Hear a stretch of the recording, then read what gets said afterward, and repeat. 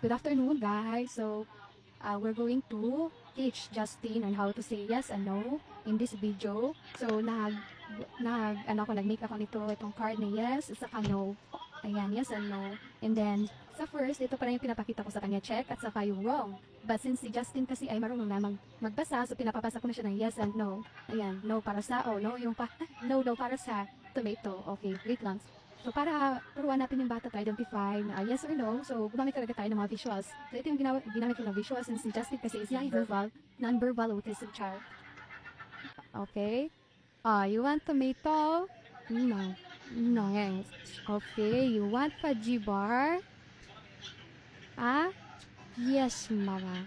Yes, mama. Okay, very good. You want? Yes. Yes, mama. Oh, yes, mama. Yes, mama. Oh, here's how to teach the autism child with yes or no. So you need to print out, you need to make a yes or no word or check or X. No, and then you put a food, no, mag-prepare tayo ng food na ayaw nila at yung food na gusto nila. So gusto niya na Fuji bar, kung gusto niya kumain ng Fuji bar, so mag-say siya ng yes. Kung ayaw niya ng tomato, mag-say siya ng no. Okay, you want tomato? No. No. And you want Fuji bar? Yes. Oh, where's the yes? Yes. Yes, mama.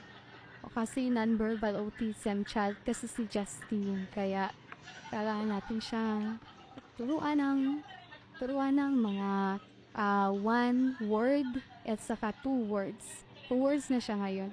They want pajibar? Yes, mama. Oh, yes, mama. Very good.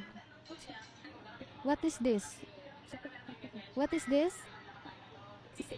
Pachibu. Oh, pajibar. Okay, very good.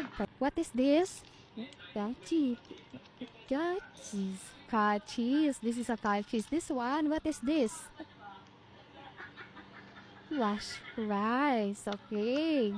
So, nag-prepare kami ng dalawang food. Kasi magpa-practice kami ng yes and no. Kung mag-say siya ng yes, yun ay ipapakain ko. Kung mag-say siya ng no, yun naman ang hindi ko ipapakain. So, let's see kung halin ang kakainin niya. Rice ba or cheese? Oh, mama. Oh, you want? Yes. You want? You want cheese? Got cheese. Yes. Yes. Yes, mama. Okay, cheese. Very good.